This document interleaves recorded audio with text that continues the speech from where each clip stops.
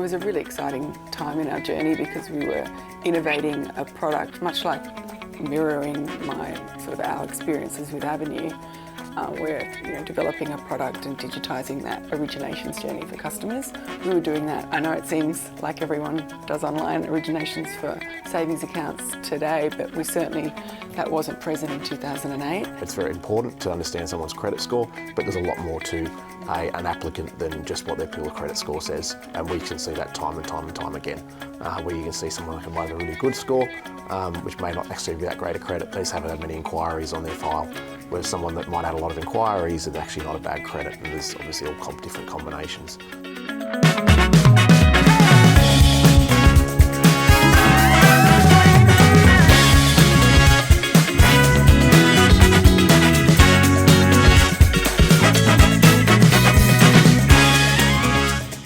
Welcome to another episode of Common Factor CEO. During this episode, we're going to be looking at disruption and innovation in financial services. I'm being joined by my guest, David Stevens, who's the Chief Executive Officer from Harmoney, and Peita Piper, who is the Chief Executive Officer of Avenue Bank. Thank you both for joining me. Thanks for having us. Thanks, Tom. Now, the Australian financial services industry has undergone various large-scale transformations in the last couple of decades, spurred by a combination of events, innovations and disruptions. New innovations around compliance and risk arose from findings in the Royal Commission. Cloud tech allowed companies to operate at larger scale, and with diversified geographic teams. The growth of machine learning, intelligent automation and AI technologies has driven financial service enterprises to consider and implement new products, services and operational methods. And extensive consultations and dialogue between government bodies and the private sector have resulted in policies that promote a diverse range of products, innovations and a competitive landscape. Now, David, Harmoney was founded in 2014, being the first licensed peer-to-peer lending platform in New Zealand and becoming the leading online marketplace lender across ANZ today. Harmoney has issued over $3 billion in loans to Australians and New Zealanders. What is it that makes Harmoney a preferred lender for so many Aussies and Kiwis? Yeah, look, I think you mentioned we started 10 years ago as a peer-to-peer lender. Obviously, you had the GFC, only sort of 6 years before that, and that basically consolidated a lot of the sort of finance companies around, kind of disappeared after that period, and there was a real space where the banks weren't really servicing that market very well. Particularly the personal loan market, which what we got into and where we started, and it was very much a one shoe fits all approach. It was you either got approved or declined, and it was a pretty much the same rate. We built the business around being able to risk price our customers. So it might be a customer that may not have been approved by a bank we could approve, and then at the other end we could give really competitive rates for really top quality credits. So we ended up risk-based pricing our loans through 30 different interest rates, and we've assumed loss rates around that. And then we actually, because funding was tough for startups in that environment, come not long out of a GFC, we used the retail peer-to-peer network in New Zealand. So that was mum and dad investors actually investing in the platform and then matching it with the risk profile that they wanted to take, and then getting a return. And they made some really great returns over that period. Yeah, interesting. Now, Peita, Avenue Bank are a fairly new player in the Australian banking landscape and Australia's first and only bank to specialise in bank guarantees. With an enviable network of investment partnerships to get going, the bank operated under a restricted licence until from 2021 and was awarded a full ADI licence this year. With a landlord network already comprising of industry-leading commercial property enterprises, including Dexus, GPT, Scentre Group, Lendlease, QIC, Centennial and more. Congratulations on getting the licence. Thank you. It's been a very big year for Avenue Bank, obtaining our licence and launching in market with our bank guarantee product.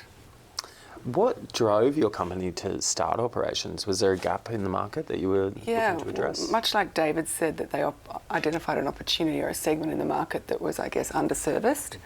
Much like Avenue Bank, bank guarantees are a much maligned product, not focused on by the major incumbent banks. It's a really lengthy, arduous, paper-based process to obtain a bank guarantee from a business perspective. at a time where they're under stress, they're either moving or they're starting their business for the first time, they need a bank guarantee to secure their commercial lease. Going through that painful process, we identified that as a problem in the market, and it was a problem in the market not just for business owners, but also for landlords and beneficiaries who were hurt by the paper-based nature of the bank guarantee that was ripe for fraud. So we sort of saw this opportunity. We talk about it as an opportunity ripe for innovation, and launched with a product that we believe, and from the feedback we've got in market the last 9 months, we believe we've got a leading product in market. Yeah, definitely. I mean, I've seen some of your customer stories, and it looks like you're definitely on the mark. Yep. David, after 10 years of operations at Harmoney, how do you check the pulse and make sure that you're on the right track and on the right path to growth? Yeah, it's a great question, and the one thing that nothing stays static, and that's the thing you've really got to be looking at. I think one way I do it is, as much as we all love living in Australia, it's a great country, quite often there's a lot of stuff happening in the world ahead of us. So I really look to what's going on in the US markets and the UK markets in particular, and really get some learnings from that. Like I was over there about 4 or 5 months ago in the UK and Europe, and came back with a lot of ideas, and they're not necessarily, we're not curing cancer or anything like that, but there's certainly many things there that where you go, okay, that's how people are adopting technology now. This is how people are making it easy for customer experience going through an application process that might just be some tweaks and maybe some regulation that may still need to get a little bit better to achieve that. But you can start to see the way things are coming, and I think I really do a lot of that. Obviously, making sure that we've got the right team. A couple of years ago, I brought in a new CIO or CTO, and that really allowed us to change the business quite a bit. So, making sure you get the right talent there at the right times, making sure you're looking at what's over the fence and what's coming your way, and really, just never just sitting there thinking, oh, we've got this. You've got to keep at it. Yeah. Peter, what about you? Do you look overseas to sort of inform where the next direction is? So bank guarantees are quite a unique product, and it's quite unique to the Australian-New Zealand market. Yeah. But from a new bank and establishing a new bank, we certainly looked overseas from a technology perspective, in terms of how the proliferation of smaller banks in the UK and the US. So we certainly looked at trends there and looked at platforms and core banking platforms that they were using and that sort of thing. But in terms of where we derive, I guess, the inspiration for the product and the product experience and the product journey, a lot of that's been quite organic, I guess, from our team. Yeah. Developing that. I do want to get to your teams and what is the makeup of both your enterprises soon. But towards the themes of our discussion, we often hear about innovation as a key business driver. Mm-hmm. And we do want to get into that in this session. But I first want to delve into innovation's ugly brother, if you will, disruption. Now, disruption, obviously COVID was the big disruptor in recent times in terms of global economic shifts and shifts between consumer and lending relationships, banking relationships. And we really saw lenders particularly react with speed and customer empathy. But I want to go back a little bit further, you touched on this before, David, to 2008 with the global financial crisis. Now, at the start of 2008, David, you made the move from consulting into financial services, going across to Flexi Group Limited, who are now operating as Hum Group. What made you jump into financial services at that time? Yeah, it was actually one of my clients when I was at PwC. So, and maybe an offer I couldn't refuse. And it was actually just before really the GFC was really hitting. It was probably about 9 months before Lehman Brothers went under. And yeah, it was certainly a great initiation into financial services, and probably learnt a real lot from that process, both in being a public company at the time and also being in a senior finance position at the time, understanding how important funding is, and having availability of periods of funding and accessibility throughout a long period of time, because you don't know when markets can change, and they certainly did. I think Australia was largely sheltered from the GFC, and it was really a financial crisis rather than on the consumer. Whereas obviously then when you move forward to COVID, that was very much on the affecting consumers all around the world a lot more than say what the GFC was, particularly here in Australia. Yeah. Peter, you also moved over from consulting around this time. I know, it's weird hearing your story. When I was looking it up, I was like, oh, there's a lot of similarities here. You went over to start a new venture, UBank, heading up the customer value proposition and later leading the product development. It was certainly a unique time to be redefining Australian banking. What was it like? Yeah, well, so I left Accenture again, too good to be true opportunity to start a bank. Didn't have to raise capital, and we already had a license to two of the things that we had to go through with Avenue. But so I joined UBank at the GFC time. We were actually producing and we're going to launch with an innovative credit card product. But the GFC hit, so NAB sort of used the UBank vehicle to raise much needed deposits at the time. So that was really how the GFC impacted, the start of the UBank journey. So yeah, it was an interesting time, and I agree with David. COVID was a very, very different impact on Avenue Bank and on Australian consumers in general. I will get to COVID shortly, but as you mentioned, David, you both sort of made the move, and then in September that year we saw the Lehman Brothers crash. Shortly after this, there was the introduction of the government guarantee scheme in Australia. Very expansionary fiscal policies from the RBA, dropping the cash rate. Well, thanks in part to the mining boom, we did avoid most of the brunt of what other financial markets experienced overseas. You sort of touched on it, but what were the conversations that you were having with Flexi Group and yourself with UBank at that time and looking at the shifts in the market overseas? Peter? So the conversations that I was having were quick get to market with a deposit product and digitise it. So we were one of the first banks to digitise an originations journey for an online savings account or a high interest online savings account. So that was the direct impact on my role at UBank at the time, was to pivot and to really produce a product that we could get to market and raise significant deposits for the National Australia Bank. Yeah, and David, it wasn't the best time for lenders in overseas markets with sharp increases in defaults. It definitely shifted the way lenders behaved. Do you think this had an impact on Harmoney later starting, not long after? Yeah. Back to my earlier point, I think the fact that prior to the GFC, funding was relatively easy to get. There were a lot of models in place where a lot of brokers turned themselves into finance companies because you didn't have to put any equity into your loan book. So you'd write a loan, simple maths, $1,000, and they'd give you $1,000 back a fund or more, sometimes present value funded. That kind of funding all disappeared after the GFC, and you are now required to use more traditional securitisation structures where you're having to put a percentage of your own money into the funding, and that really changed. That was a significant change from pre-GFC to post-GFC. So it knocked out a lot of companies, particularly in New Zealand. Finance companies fell over left, right, and centre. A lot in Australia did. We were fortunate enough at Flexi to go along and buy a lot of these, the books or the businesses that didn't have that equity. But yeah, look, that created opportunities for Harmoney to start up in New Zealand, because you really had the big four banks, the same big four banks as we have in Australia, and then us. Really, there wasn't a lot of competition there, and we knew we could give a far better offering to consumers in New Zealand where we started, and now in Australia than the banks are even wanting to do. They're not really that interested in the space, to be honest.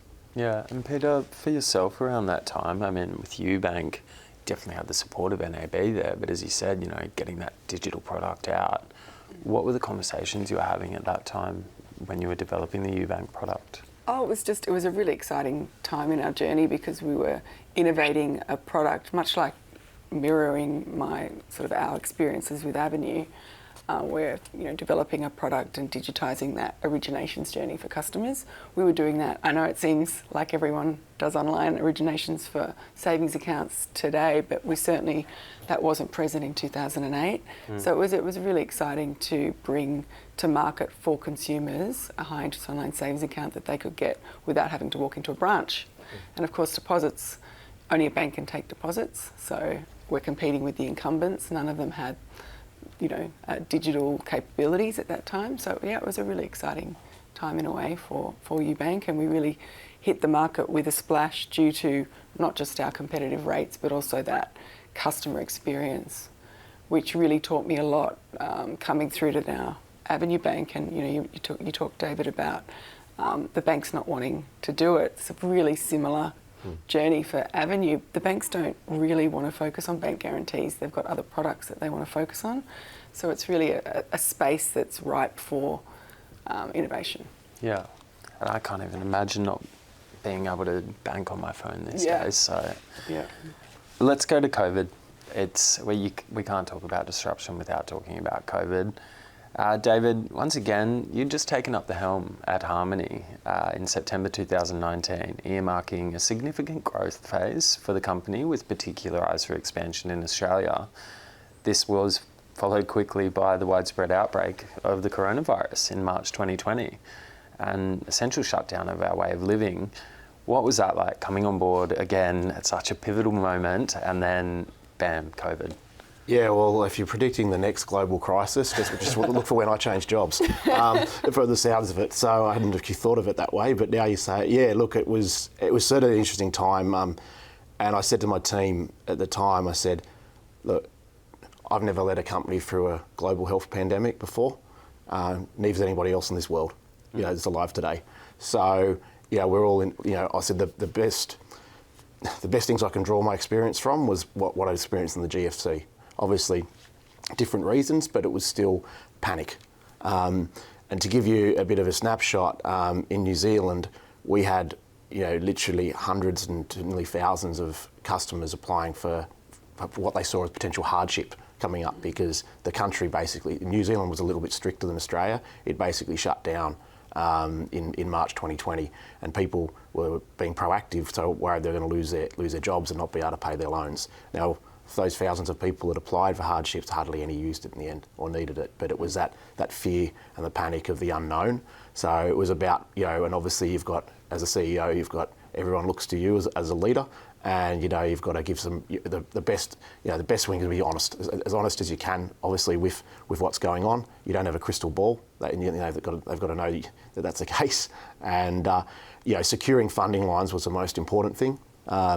You can always bring everything else back, but without funding lines, you don't have a business. And that was the same in the GFC. It was really learnt how to make sure that was all there. So I was giving, funders were getting calls every day to make sure, giving them the latest updates on what we were seeing, what was happening, and really making sure that was there. And I think everything else sort of falls around it. And it was such an unknown period. I remember I was setting up an AWS conference in Singapore, and one of the team there said to me, I think this COVID thing's more serious than what we're thinking. Little did we know how extensive that would be. Now, Peita, you'd just finished up a tenure at WoolQ and moved over to cover a range of functions at Avenue around this time. What was the impact like for you, for the bank at such a big stage for you guys? Well, a huge impact for Avenue, because at that time we were working towards the obtention of our restricted banking licence.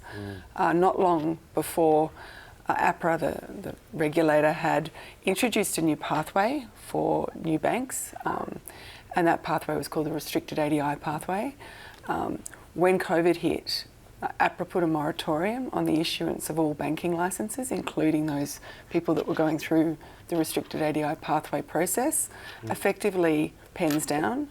Obviously, we're a pre-revenue business. We can't actually launch in market until you have your banking licence. So that was a huge blow for Avenue, because the regulator was pens down for 18 months. And not only that, but due to other banks and the experience that they were having with the other NEOs that were ahead of us in the process, they were actually changing the framework as we were moving through that process. So the game was changing as we were trying to play it. And then COVID really put a huge spanner in the works, because we just couldn't move forward.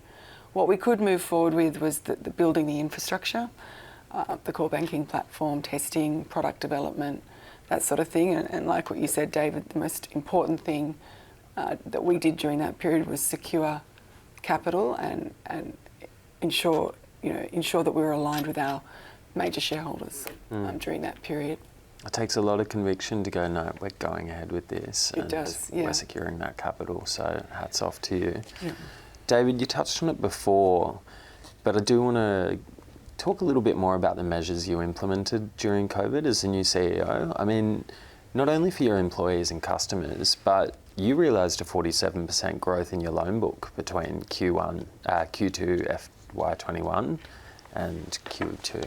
Yeah, it's amazing how, to your point, no one really knew how long this was going to go on for. And we went from basically mid-March to about mid-June of a level 4 sort of lockdown in New Zealand, which was basically home detention. There was no Uber Eats, there was no takeaway coffee, there was no nothing. It was cook all your own meals. To then and we were already a direct-to-consumer business, 100% direct. So all of a sudden the space started to get some momentum, and people recognised that online businesses were kind of the way forward. So I obviously IPO'd a business before, and the IPO market opened up, so we were able to IPO the business in 60 days from when we got going. Bit of pre-work had gone into that to make sure we didn't have any roadblocks in the way, and then IPO'd the business, and then that gave me, we raised 90 million in capital in October 2020. So then that obviously allowed me to grow the book because I got a lot of capital. I was able to expand the business into Australia and grow the business further in New Zealand. So that's why we're able to achieve that loan book growth.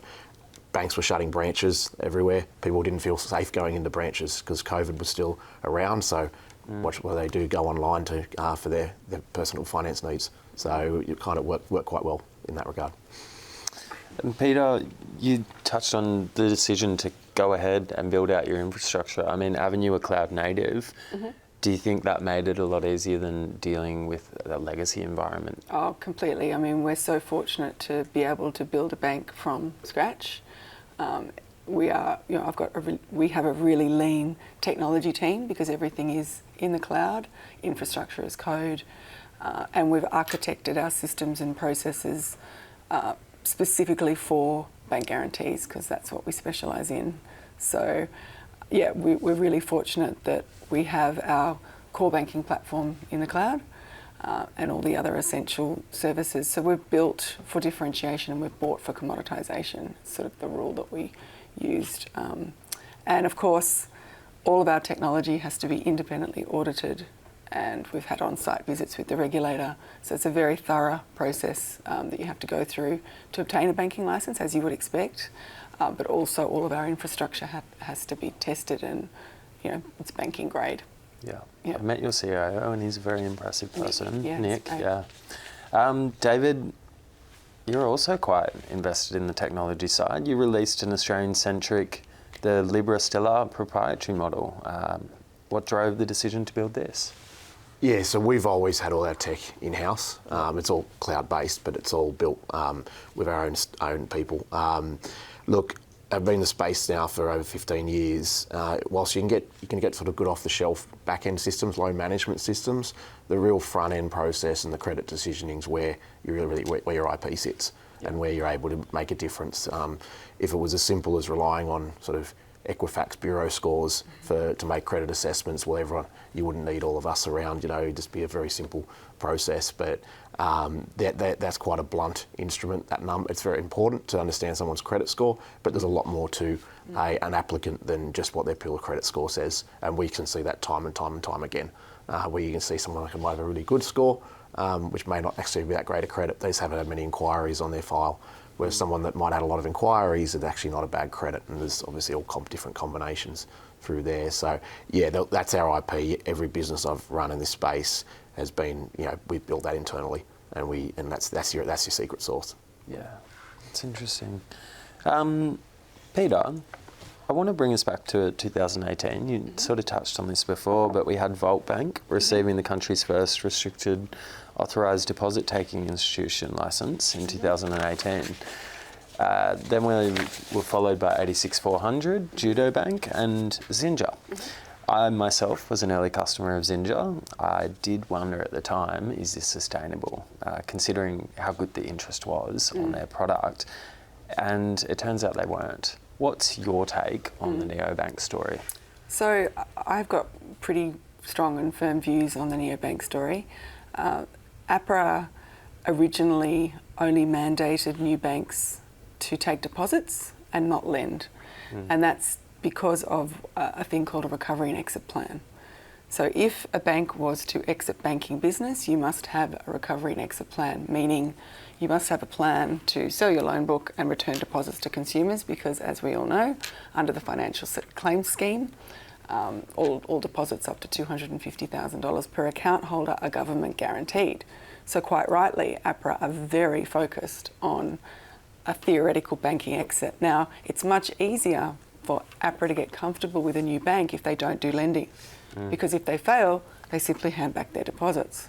So a lot of these earlier banks, the earlier neos, were hamstrung by those regulatory constraints. When they did want to bring in lending, it took them too long, and unfortunately, they exited banking business. We were fortunately behind them in the queue, and APRA had learnt these lessons. So they changed the framework, and I alluded to that before, and introduced a concept called limited banking business, which was fantastic. They also mandated that you must have a revenue generating product.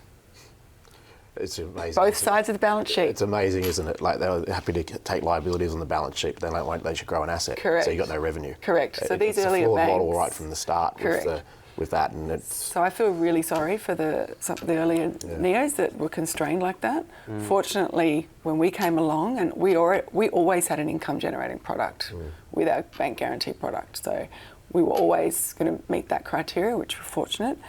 APRA then enabled us to enter limited banking business as a restricted ADI, which was really a great move because we could test our systems and processes and actually get to market with our product and test the product in market as well. But yeah, I have a really strong view that it was very unfortunate that the regulatory framework at the time was not fit for encouraging and establishing new banks. The other aspect to it is ownership and capital, because there's very strict rules in Australia, as you would all be aware. You can't own more than one entity cannot own more than 19.9% of a bank. So, you've got to have a really diverse shareholder base before you're in market and before you've proven your product. So we've been very fortunate to have large strategic shareholders who have carried us through the protracted licensing journey and have carried us through the journey of becoming a new bank. But if you've got a large diverse group of shareholders, you often don't have one strategic that's focused on that. So look, it's a complicated story, but there's two sort of themes that I've seen play out ahead of us. Also, as a reaction to that, APRA, as I mentioned before, changed the regulatory framework, brought capital milestones forward on a number of the neos, which was also really challenging for them. But, their job is not to promote competition. They make that very clear.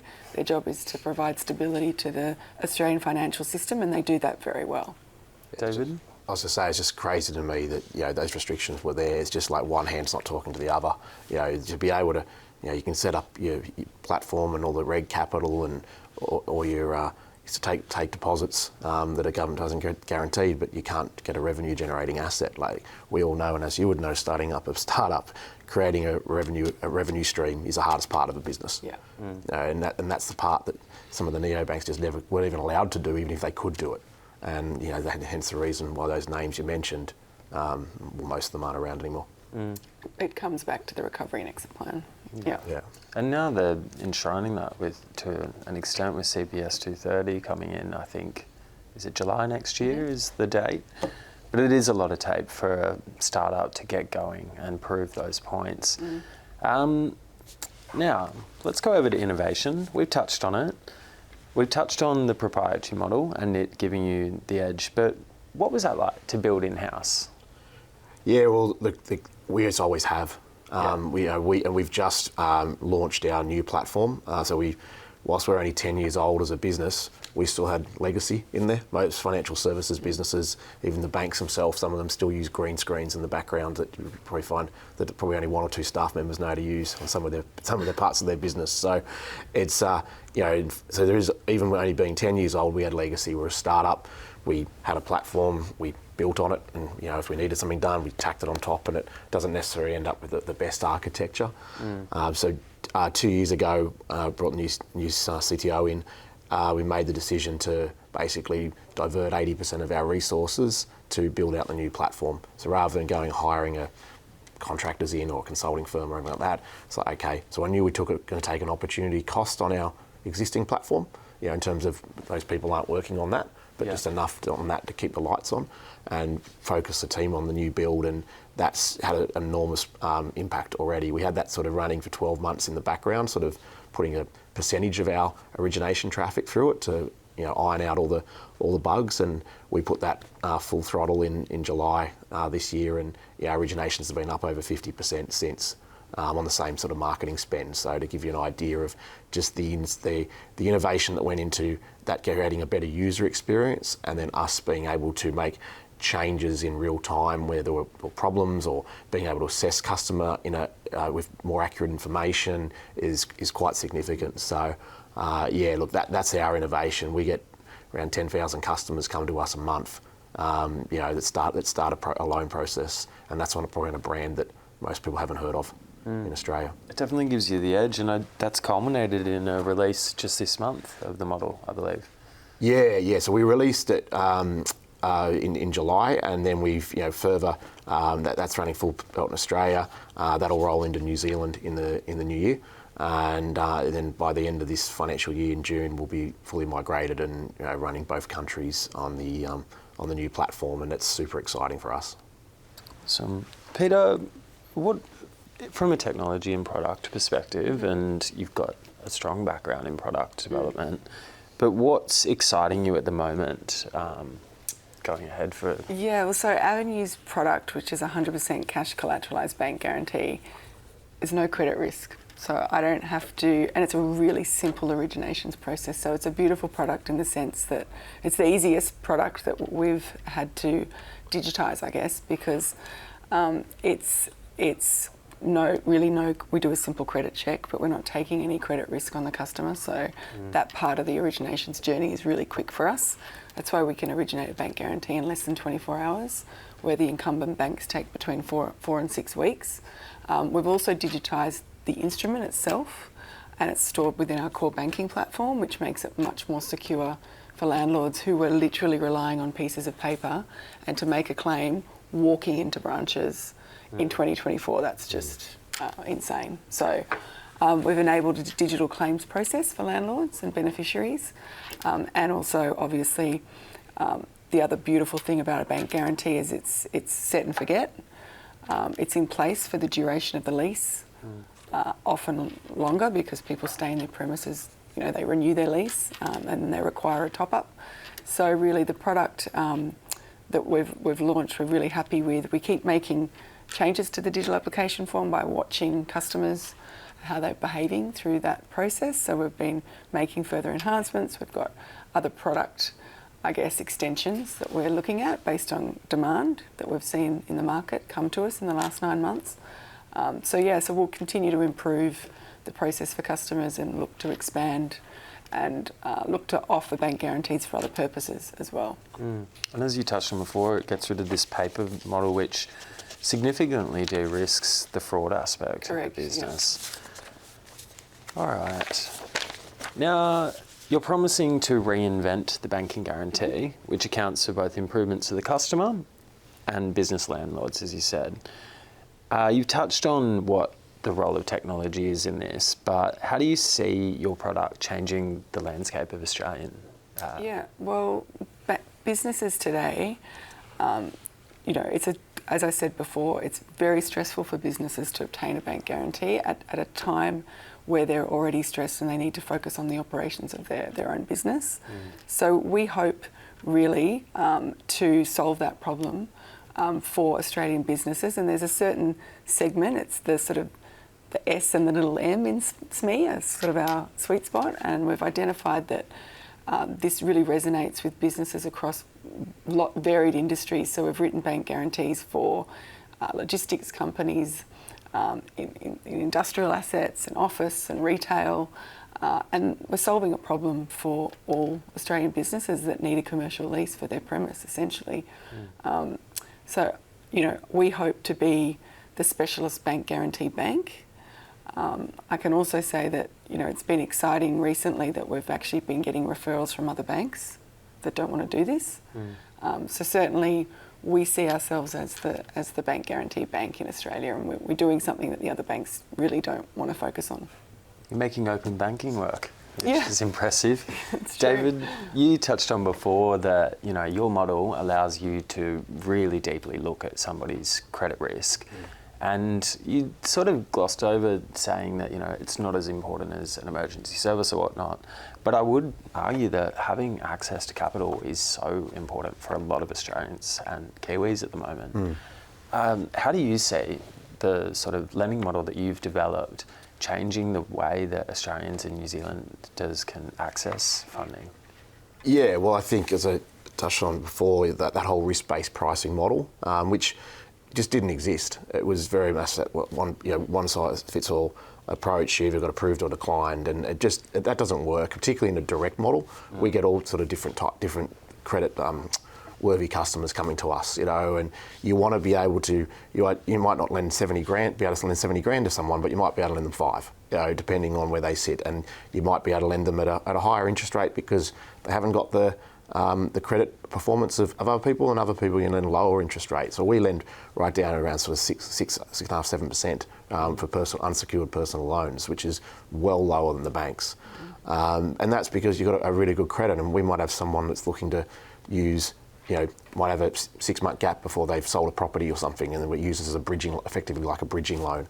We do that all the time. So it's about appealing to more customers, in that direct model. And we feel that we certainly in New Zealand were the first risk-based price business where we were offering a rate for risk, and that's obviously become a little bit more common in these days. But the banks aren't. It's not a focus of theirs. It's they're not really there, and it's a huge market. It's about and you include cars and personal loans, it's about $150 billion market in Australia, and outside the banks, we make up a pretty small percentage of that number. So there's plenty of room for growth, and I think that the customer experience, to your point, we're doing loans in under 30 minutes now, and this is up to $70,000 online. So with the payments platform in Australia, we're able to do that.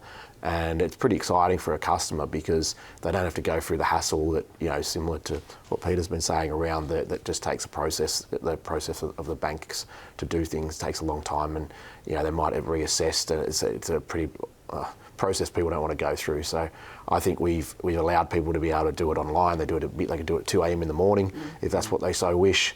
They don't need to go into a branch. They know they'll get a rate that's fair for their risk profile, and they'll have the money in their bank account within minutes. It's quite a refreshing take. You touched on before, being able to mobilise your staff to really dig into the engineering of your product. And I do want to just get into the operations side, because you both have unique kind of operation models. You recently engaged Paul Lahif as your board director. He's got a strong record in financial services, so congratulations. What importance is your operations, your people, and being able to sort of lift and shift them like that? Yeah, absolutely. It's like any business, they're the heartbeat of your organisation, and I'm very big about hiring the right person with the right attitude, someone who actually will work hard. They'll work well with a team. They're motivated to come to work every day. And it's absolutely critical, and that's why I questioned earlier. It's important to keep refreshing that as things change, because sometimes a person may not be a bad employee or anything like that, but it might have moved on from where their skill set were of that. And I mentioned before about bringing in a new head of IT, CO. a couple of years ago, and that was where it was at. It was really about seeing, technology's moved a bit. We need to move in a slightly different direction, and keeping that. So, look, it's critically important. Half our business are engineers and data scientists. Half the employees. So, to give you an idea, we don't have salespeople. It's not the model. It's all our technology. Our technology is our model, and that's why we invest in it very heavily. But yeah, look, you need the right people on the bus, or just get off the bus. Yeah. Yeah. Peter, I've met a few of your team, your CFO, the former COO, the CIO, and I've met them out at a lot of different industry engagements. Was that something that Avenue Bank, created an imperative for, to go out and learn what others are doing in the field? Yeah, a little bit. I mean, certainly I encouraged the team to get out and learn, and also help build brand awareness for Avenue, and attract other talent. I completely agree with David, building on the right people at the right time. So for us, the people that were building the bank weren't necessarily the right people to run the bank. So with a startup, and particularly a startup bank, you need different people with different skills at different times of your evolution. And right now we're in growth phase, so it's all about sales and distribution, and it's all about technology, really, for us to power ourselves to grow our bank guarantee book. Avenue Bank employees were, I encouraged them to get out to industry events to learn what's happening, but also to build our brand equity in market, because the bank guarantee is a little bit of a different product from typical banking products. It's a tripartite arrangement, which means we don't only need businesses to apply and want an Avenue Bank guarantee, but also we need landlords to accept us. So we've had to work very hard on establishing ourselves within the commercial leasing ecosystem with landlords, and there are a lot of landlords. It's a really long tail. So establishing ourselves and joining like the Property Council of Australia and that sort of thing is because we see ourselves as the bank for the commercial leasing ecosystem, and we sit squarely in that niche. So it's been a lot of work out on the streets to ring Avenue's bell, and to ensure that landlords know who we are at the time that they receive an Avenue Bank guarantee. Yeah, interesting. And it's also a matter of finding, you both sort of mentioned the right people at the right time, but also as a leader understanding that someone might not be sitting in the right seat. I was chatting with the former guests about access levels to systems. As part of my job, I look after the CRM, and I noticed one of our staff just quietly poking away at different areas, and I was like, what are you doing? Like, what's happening here? And rather than say, that's not your job, focus on your job, write marketing copy, I was like, if you're curious, why don't you come into my team? How important is it to be able to lift and shift skills in an enterprise in 2024? Pretty important in the startup environment, I would say, especially. We all wear multiple hats. Despite having specialists in roles, we have to stretch. Otherwise, things wouldn't get done. So in a startup environment, I think lift and shift is becoming even more important. Yeah. But having said that, you do in a bank need deep specialists. So it's very important that I have a highly skilled CFO and a highly skilled, dedicated CRO in particular, because they're the face of facing with myself into the regulator. So you do need highly skilled specialists in certain roles, but then in other roles you can see that fluidity, I guess, and necessity in startups to have that happening. David? Yeah, look, I think it comes back to my earlier point, right? It's around that attitude part. I don't want, and to your point, Peter, it's specialists in certain areas, but we don't need people that come out of 10,000 people, employees, companies where they're very, very, very specialist skill set, siloed.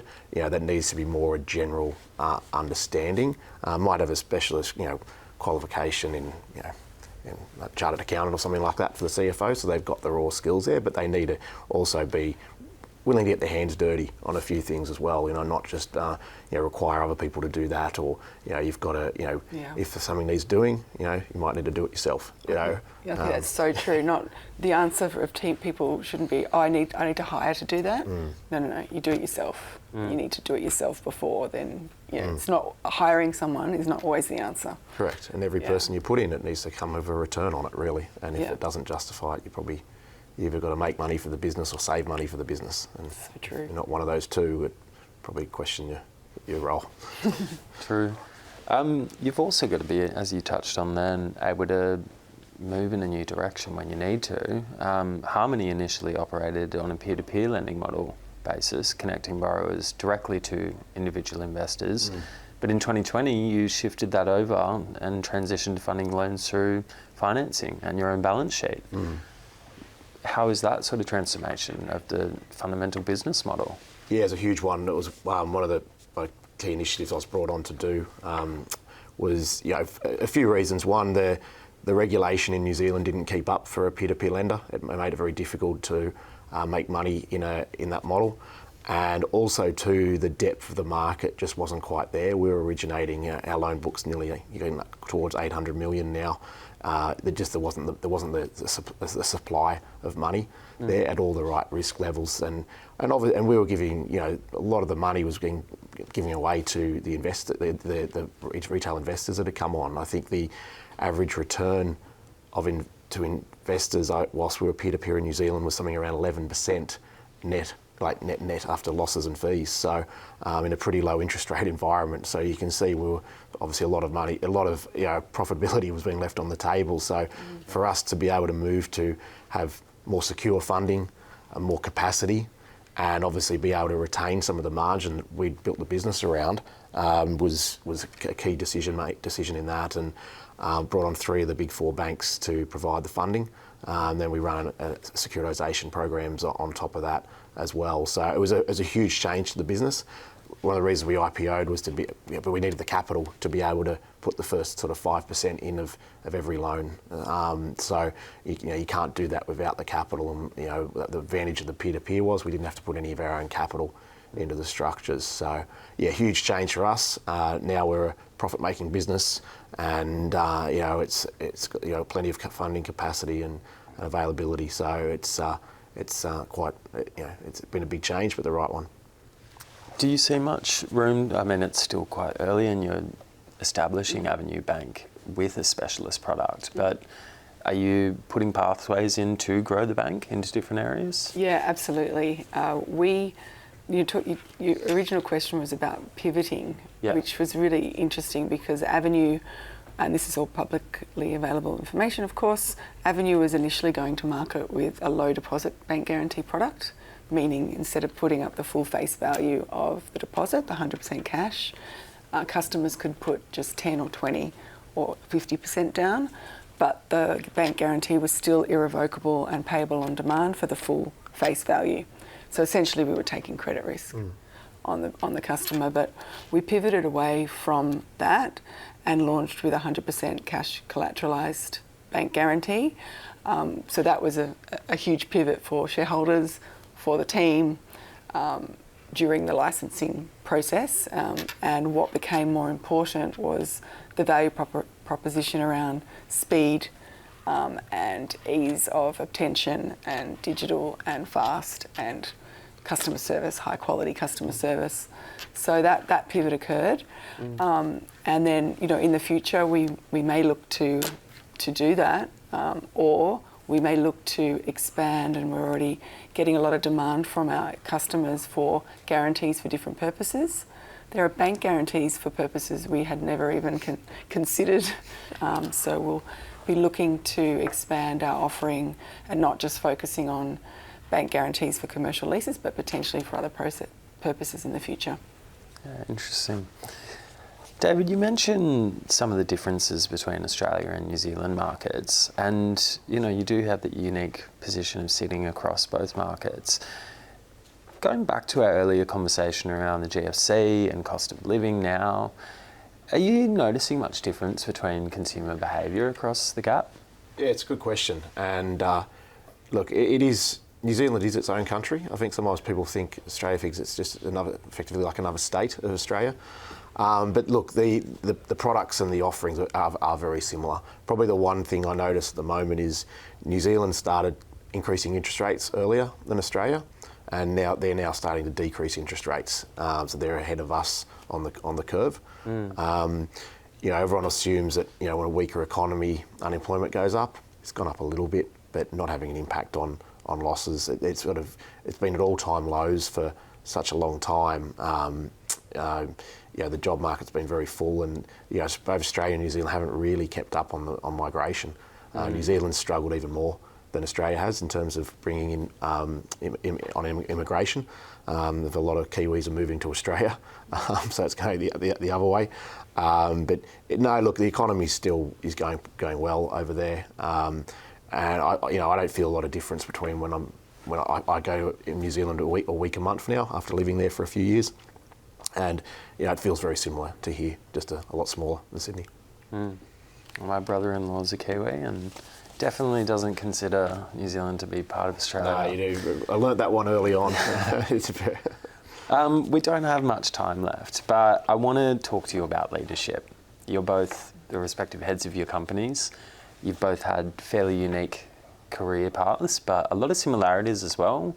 You've both changed careers twice, right before a huge disruption happened, which is impressive, and you've both seen growth and been able to establish new products in a competitive market.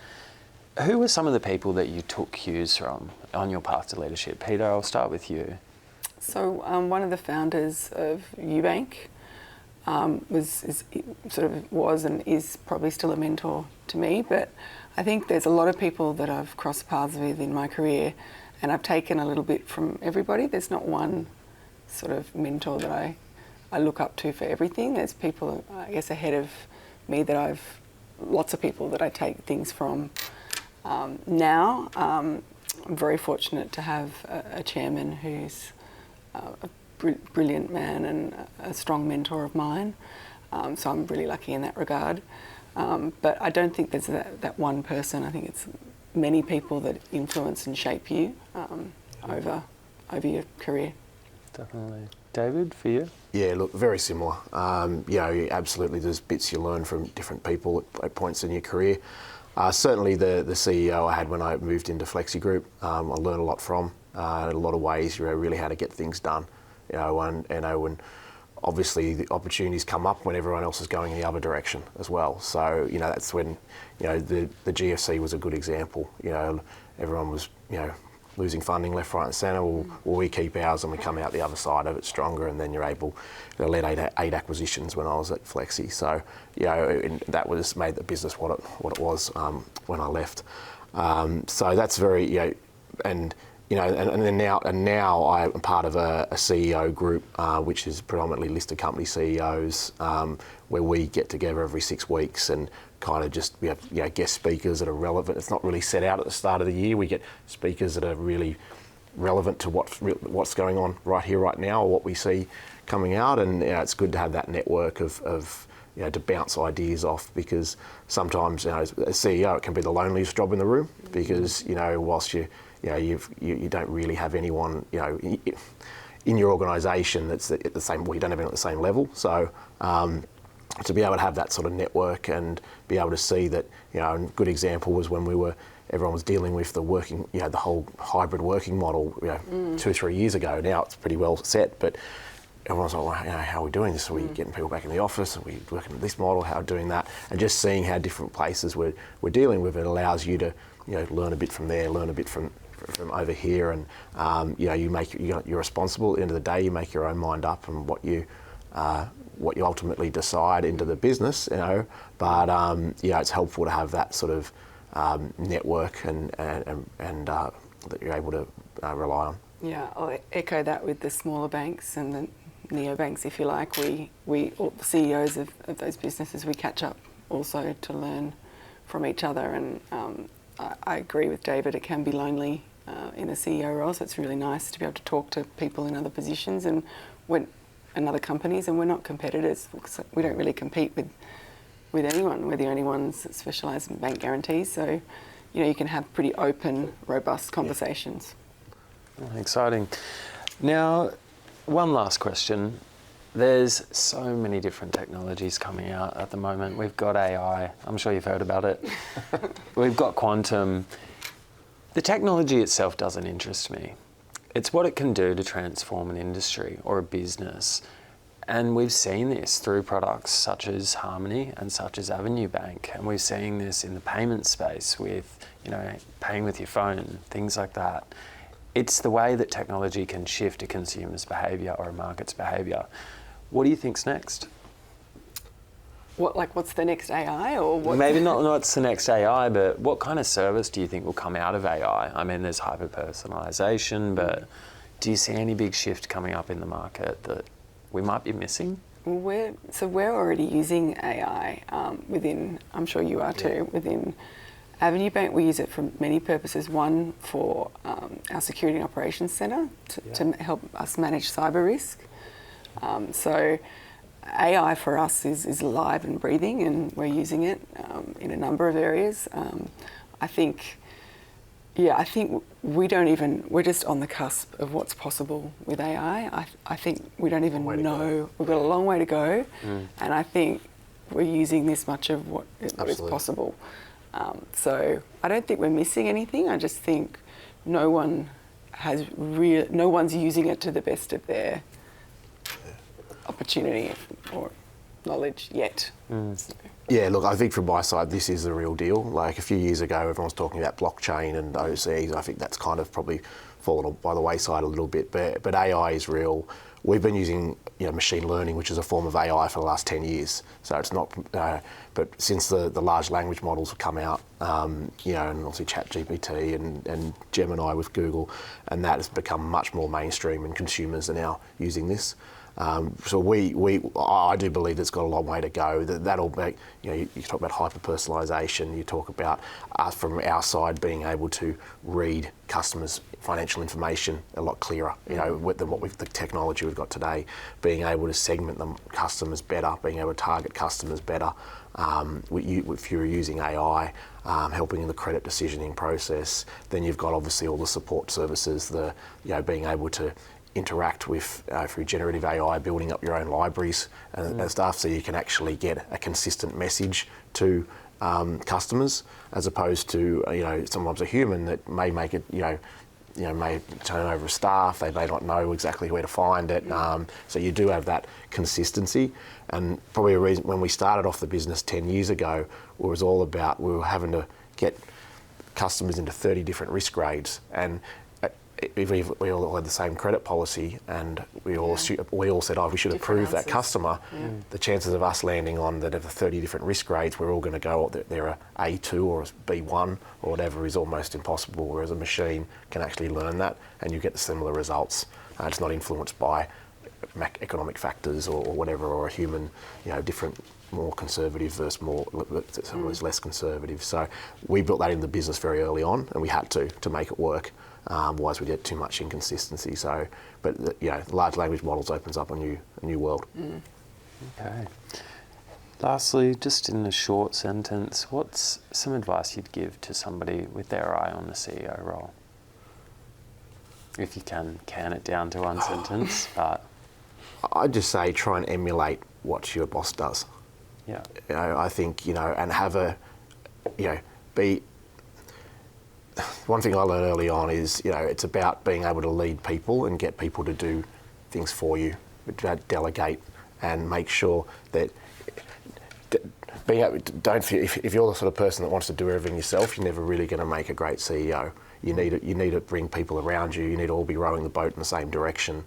And I just think if you can, and if you see good leaders around that can do that, if you can emulate what they do, then when that role might come up, maybe you're the next one in line for it. Or if not, you can go and use those skills in another organisation.